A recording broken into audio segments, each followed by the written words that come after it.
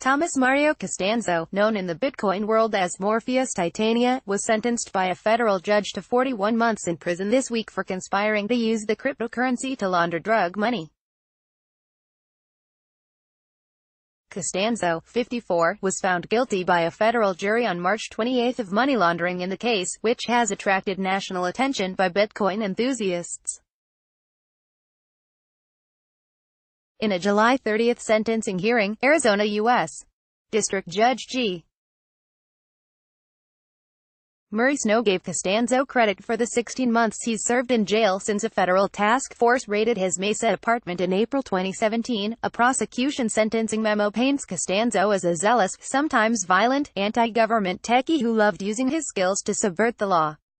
Over 2 years, Costanzo earned money by converting drug proceeds into Bitcoin, in order to conceal or disguise the nature, location, source, ownership, or control of the drug money. The memo states, he bragged that he had built a multi-million-dollar business. In a separate resolution of the case, the Arizona U.S.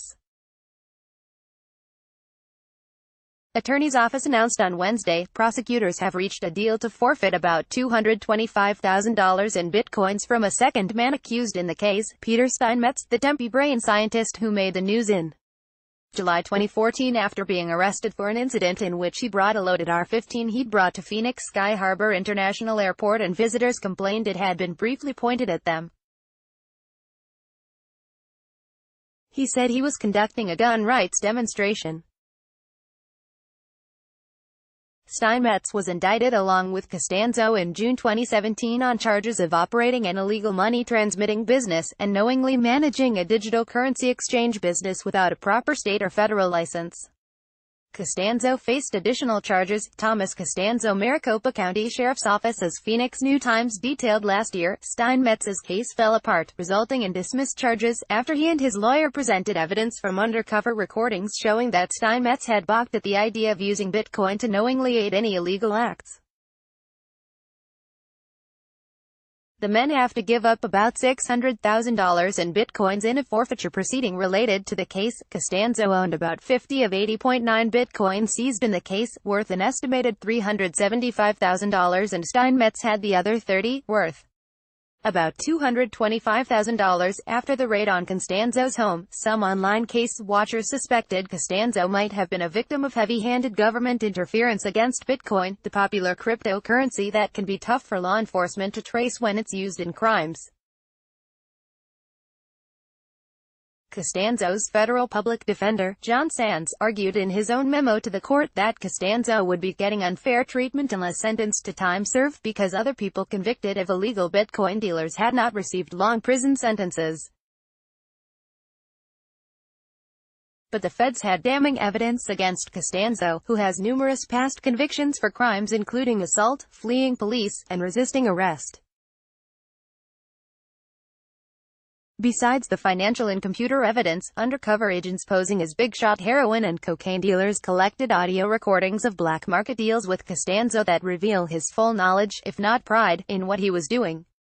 Federal prosecutors described Costanzo in court records as a government hater who made it clear that he has no respect for laws, regulations, or any authority. He also bragged about his rules: don't get shot, don't get bit, and don't talk to the police. He repeatedly cursed about the United States government, and authority in general, records state. He charged a 10% fee to exchange cash for bitcoins, and when the agents posing as heroin dealers asked him to confirm that he wouldn't talk about the dirty money, Costanzo reportedly answered, "That's why you're paying me, and it's part of my business model." The feds say Costanzo understood how blockchain technology, a system of tracking computer changes with a unique code, doesn't require personal data like names or social security numbers when used to make Bitcoin transactions. That made Bitcoin the perfect way to conceal and disguise drug proceeds, he told the undercover agents.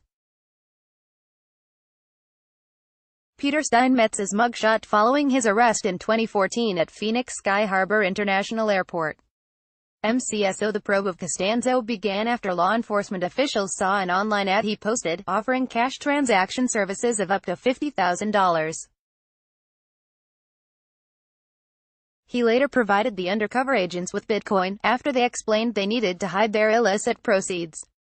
He went out of his way to help them, records show, explaining to the agents that they should use a Trezor device, which is like an encrypted wallet for bitcoins, to store their virtual currency, allowing them to take large amounts of money wherever in the world they traveled. Evidence at trial also showed that Costanzo used Bitcoin to purchase drugs from others and that he provided Bitcoin to individuals who were buying drugs via the internet, records state. Steinmetz, as New Times detailed previously, was also approached by an IRS undercover agent, but when they told him they wanted to hide money from heroin sales, Steinmetz told the man, "No, absolutely not. In fact, we can't even discuss this any further." A year later, he turned down another deal by the agent. However, authorities believe that Steinmetz had conducted other money for Bitcoin transactions that didn't involve illegal activities, but for which he should have had a state or federal license.